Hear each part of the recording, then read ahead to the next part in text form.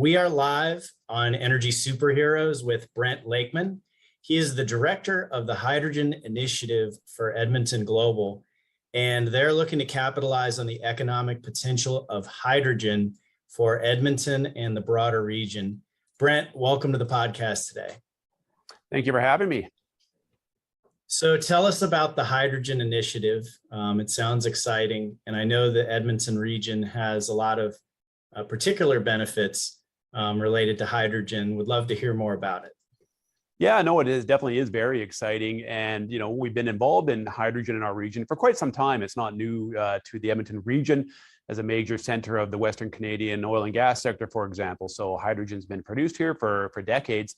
But what we're really seeing now is that focus in the energy transition and the role that hydrogen can play, for industry, for other sectors of the economy, and really being able to leverage the strengths that we have here in the Edmonton region. So again, Edmonton Global, we represent 14 municipalities that make up Edmonton metropolitan region. And we look at some really exciting opportunities around that, both producing hydrogen in a very low carbon, low cost manner, just given some of our low-cost feedstocks or things like carbon capture and storage, but as well as some of the use applications across the region. So, we see our region as really being a central point for that growth of the hydrogen economy, certainly for Western Canada, if not for North America. That makes a lot of sense. You mentioned low-cost feedstocks. Could you expand on that a little bit? What are some of the advantages that Edmonton has in that regard? Yeah, the key advantages are access to the natural gas feedstock that's associated with our industrial activities here. And again, we've been able to demonstrate that we are, one of the lowest cost producers of hydrogen and now clean hydrogen in the world, I should say. So some of the studies that have been done back in 2018 really presented the Edmonton region as with that access to natural gas, low cost natural gas, as well as our carbon capture and storage infrastructure and experience, combined with our talent and our ability to execute on projects as being, if not the lowest cost producer, in the top 2 or 3 globally. So, and really only second to places like Russia right now, which is probably not on anyone's list of being the jurisdiction from which they'd like to produce hydrogen. Yeah, that sounds about right. So you're talking about using low cost natural gas and then some sort of a SMR type technology in order to reform that and then do some sort of related carbon capture. Is that the contemplated? Yeah, essentially that's right. But it's really continuing to look at continuous improvement in that technology. I don't want to refer to colors a whole lot, but traditionally what they might be talking about is blue hydrogen. But what we're really seeing is continuing to advance on that. We've been producing hydrogen, again, with an early adopter of CCS technologies with projects like Shell Quest, probably about 6 years ago now. So this has been going on in a commercial sense. These are the largest CCS projects in the world, combined with things like the Alberta Carbon Trunk Line as well, that's now moving over 1 million tons of CO2 per year to other parts of the province.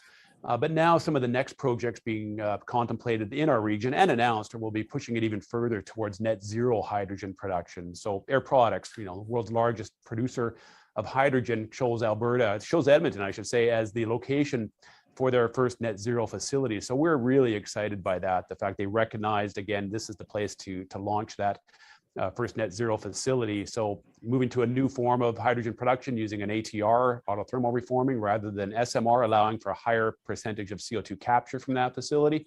And then doing some real innovative things to make some internal use of that hydrogen for its own energy needs within that facility.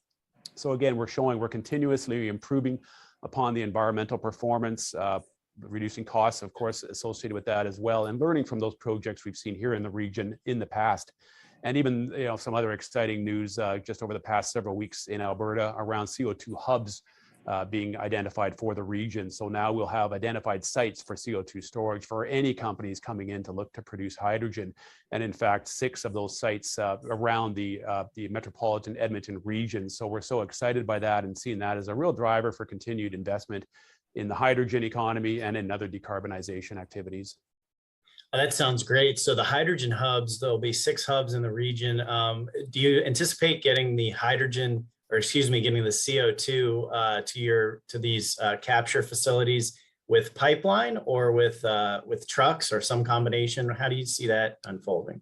Yeah, I mean, I think there will be strategically located very close to key industrial facilities. So again, we have our Alberta industrial heartland. We already have CO2 infrastructure looking to move the captured CO2 to those locations by pipeline. Again, Shell Quest, been doing this for 6 years, over 6 million tons of CO2 already injected into a formation about, I think it's about 20 kilometers away or so from the upgrader site. But other projects like the Alberta Carbon Trunk Line that are moving at a larger distance, but it's a very large piece of pipe, and it can support probably 6 times the amount of CO2 that's going through today. So some of these are built to scale, and some new facilities as well in the west of Edmonton, around our power production facilities, the CO2 storage site as well as other proposed facilities really around the entire region. Again, looking at some of that prime geology. And again, we've got the best geology globally for CO2 storage projects, combined with the expertise, the talent, the experience that we have in taking on these projects for, certainly 6 years at a commercial scale, but really going back 30 years at some of the research projects that we've been involved in as well. Wow, that sounds great, Brent. So let's shift to who buys the hydrogen. Who do you think is going to be the big off-taker, or groups of off-takers or industries that are demanding sort of this lower carbon hydrogen product? Yeah, I mean, it's certainly driven today by the major industry facilities that will have greenhouse gas reduction commitments and targets under both provincial and federal regulations. So the Clean Fuel Standard, for example, out of the federal government is really driving some of these investments. So again, we'll see those refineries, those chemical facilities looking to make more use of hydrogen to decarbonize.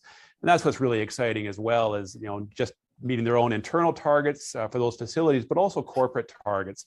A company like Dow, for example, made an announcement in the fall of 2021, and really looking at this facility in Fort Saskatchewan, just in part of the Edmonton metropolitan region, that will be the location for, I think, about 20% of its overall fleet decarbonization at that one facility. So again, recognition by these companies that need to meet provincial, federal targets, and as well as their own corporate targets. And this is being the place for so much of that to occur, again, because of those assets we have in place within the region. So the first user, definitely on the industrial side, the refineries, upgrading chemical facilities. But what's really exciting about our Edmonton region hydrogen hub that we've established, about a year old now, is how do we grow out other uses of hydrogen across the economy? So areas like the trucking sector, where again, they know that the economics of hydrogen versus diesel look very attractive in the next few years. So how do we begin that process of converting trucks over to hydrogen fuel cell vehicles or dual fuel vehicles to build up some additional hydrogen demand? And then going all the way through to the heat and power sector and the residential sector, we have a pilot project looking to blend hydrogen in the town of city of Fort Saskatchewan, I should say, where again, early adopters of hydrogen within the residential heating system, and learning from that to see if we can grow that out more broadly across the region or across the province. And I think the other exciting thing is, once you are showing you can produce low cost, low carbon hydrogen in your region, what new industries can you attract that are looking to have access to that type of resource? That sounds really great. Let's go a little deeper into the fuel cell trucks. So of course, Nikola is a big player in that space that's kind of had first mover advantage, publicly traded company. But now we're seeing, I think, some other OEMs of trucks come into the mix. Have you had any experience with OEMs, fuel cell truck makers, or other people down that value chain, whether it's end users of the trucks or OEMs? Would love to hear any experience you could share.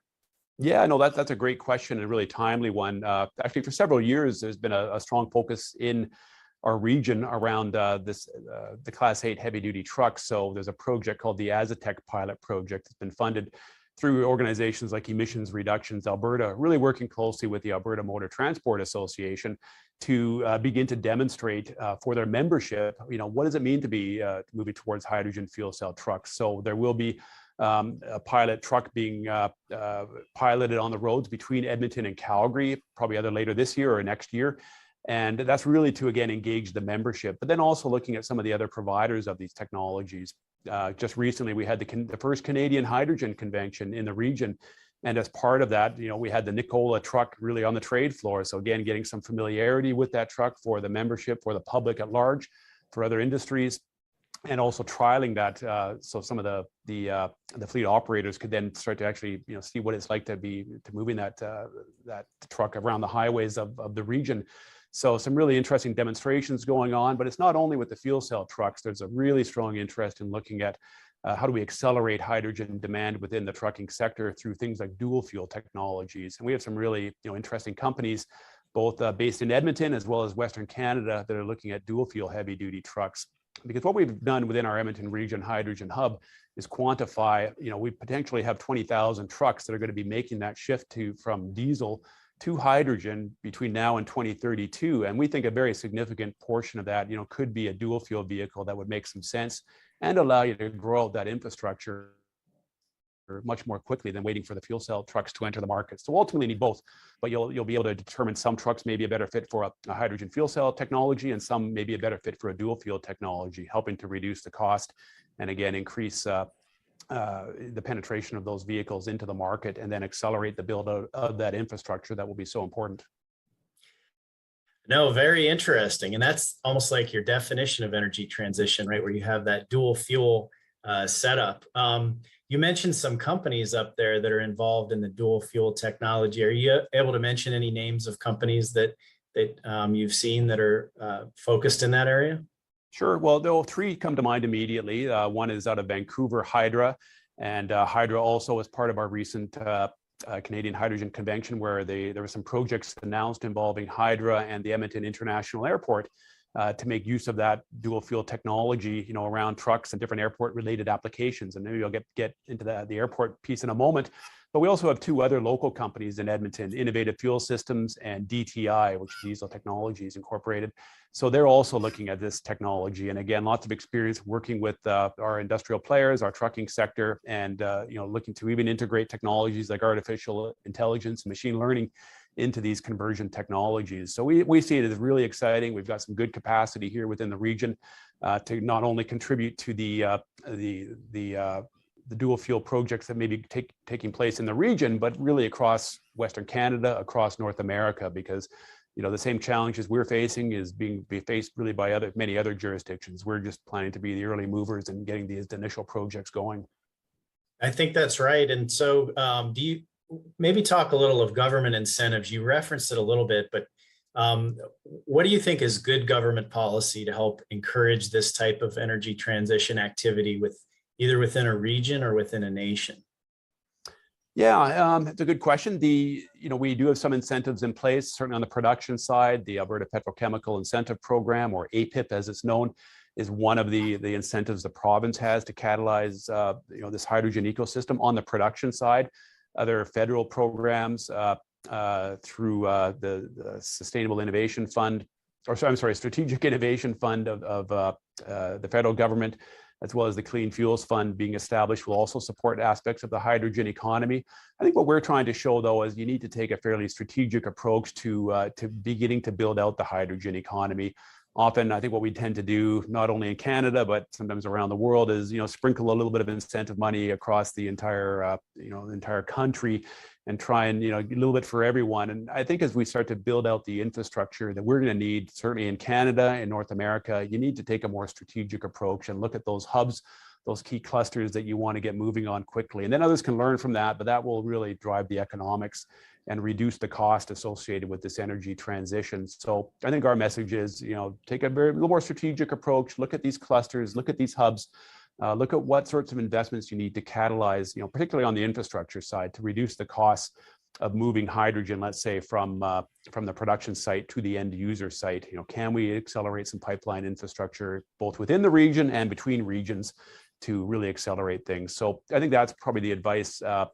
It's not necessarily, I think we will also need incentives for things like those vehicle purchases from the trucking sector, for example. And we're certainly seeing some steps being taken in Canada, in the province around that. But at the same time, we also want to look at the infrastructure that's going to be required to support these vehicles as they roll out.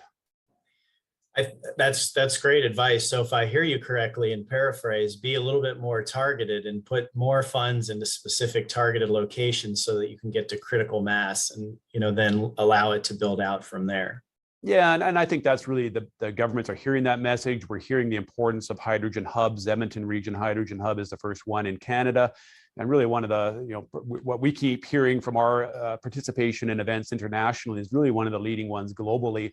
And the approach that's been taken to really undertake some sound techno-economic analysis to really, show how that vision can be achieved and what the sensible growth of that infrastructure could look like. And I think governments are hearing about that, and they're taking that message, also reflected in the Alberta government's hydrogen roadmap that was released in the fall of 2021 as well, and now even some further announcements around the Clean Hydrogen Center of Excellence in Alberta. No, that's excellent, Brent. I'd like to transition into some more fun questions, but before I do, is there anything on the business side that I should have asked, or any message that you'd like to get out there? Well, I mean, I think the business side, I tend to think about some of the business innovations that are going to be part of this change moving forward. So we often think about it as a technology issue, but to be honest, I don't think it really is a technology issue so much as what's the business model moving forward? What does that future system look like? What are changes in how we look at energy infrastructure taking place? And I certainly don't have the answers to what it will look like, but I think it's just as much, again, that business piece as it is anything on the technology side. So it's just something that we need to remain focused on, and how we can support some of the companies that need to look at the new business models associated with the energy transition and hydrogen in particular. That sounds good. It makes a lot of sense. Brent, on a personal note, what drove you into the energy transition area, and what made you decide that you wanted to focus here? Well, I'm not sure I was driven there. I really started there, to be honest. I don't want to show my age, but I've been really focused on the climate change issue for pretty much my entire career, which goes back, several decades now, and even all the way back to the first International Convention on Climate Change. So I guess I've seen it all. I've seen some of the challenges around that, and that's what I'm so excited about now, because I've probably been through some of the slower days on climate change and trying to show this is an important topic that needs attention, and it's certainly getting a lot more attention now than it did when I first started on it. So seeing some of that acceleration of effort now, that's what's so exciting for me. And I spent time working on carbon capture and storage over 15 years ago, and at the time, again, it was just fairly early days and beginning to scale up that technology. And now we see carbon capture and storage is really being fundamental to accelerating the growth of the hydrogen economy. So really seeing the fruits, I guess, of those earlier years of toiling away on climate change policy or on technology and innovation. Yeah, that has to be extremely rewarding. Having started off, I know going earlier in my career, remembering sort of the clean tech bubble, and maybe 10, 15 years ago is a bit of a false start, but the energy this time is so different. It really feels like almost the whole world is focused in this area, and it's I think very that comes back exciting. to it comes back to your comment earlier about the business side. Is what are the changes are we seeing now from ESG commitments, the expectations from the financial sector, the insurance sector, and how that's starting to drive forward the change. So again, we're certainly on that rapid scale up slope now. So let's make sure we can do it effectively. Absolutely. And I think bringing up the ESG is great. The financial sector has a key role to play. What, if anything, have you seen in Canada more broadly and in Edmonton in terms of investors, whether they're early stage venture capitalists or larger stage asset-based investors? What have you seen in terms of investor specific activity? Well, I mean, they're definitely interested in, what are those investable opportunities here. I think one of the challenges I see is, we have some existing systems in place around investments from our oil and gas economy, and what pivots, can be made there. I think many of these companies are already making those pivots. Certainly those major projects in our region, led by, many of the same players that have been in this region for a long period of time.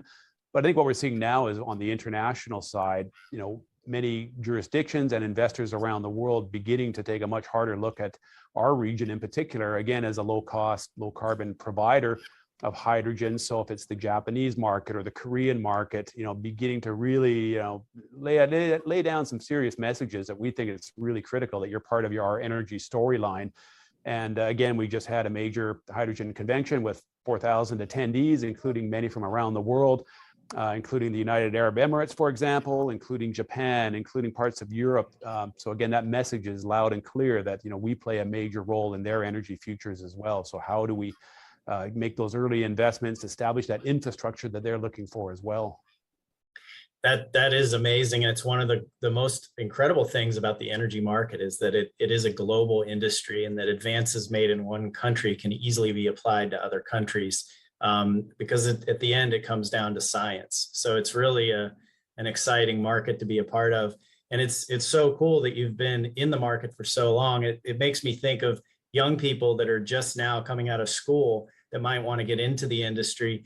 What advice would you have for people that are trying to come into the industry now, say younger people? What areas for jobs should they be focused on, and what should they be trying to do to be able to participate in this market? Well, I think the first recommendation, just being open to the changes that we're seeing. I think sometimes, and I've got kids as well that are in their 20s, and you kind of talk about oil and gas, and some people think, well, that's kind of yesterday's sector. I want to be focused on something new and exciting, and they don't realize that some of this work going on in hydrogen by these exact same companies, as they make those transitions and pivots, is they can be on the cutting edge of some of these largest projects in the world.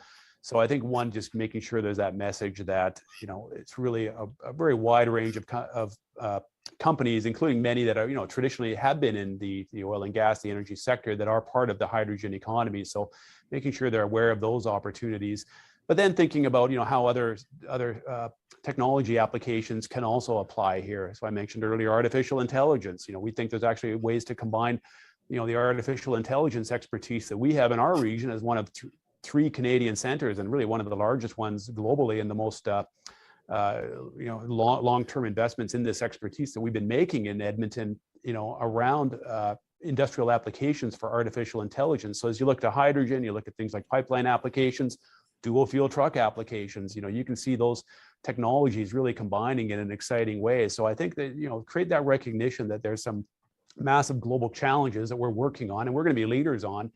And, we can apply that expertise, whether it's your machine learning expert or your engineering expert, or, somebody in the trades as well that's working on some of these leading projects. Again, I mentioned Air Products earlier. This is, going to be, one of the leading projects in the world for net zero hydrogen production. And you can be part of that right here in Edmonton. That's great advice for young people. I too have a son that's in college, about the same age, just turned 20 or is about to. And so it is very interesting. I know that when I first came into the market, I really approached it from a spirit of humility. I'd come from a digital media background and then moved into the energy sector in 2009. And I was blown away by the level of intellectual rigor and depth that exists with the, call them the legacy companies, and the amount of engineering talent that they have. And so that's when I realized that if we're going to get to net zero, that a lot of that innovation and work is going to come out of the legacy companies, because of the level of depth and intellectual rigor that they have. Yeah, and I think what we're trying to also put some intellectual rigor around how we look at this topic as well. So that's one of the things we're doing at Edmonton Global, is looking at the labor force associated with the hydrogen economy to make sure we've got the programming, the skill base in place that will be so needed by these companies, whether it's these construction projects. We've got potentially $30 billion worth of production projects lined up in this region. So we want to make sure we've got the talent base here, but all the way through to, the heavy duty trucking sector and what they will need to have as well to ensure those trucks are going to be operating effectively.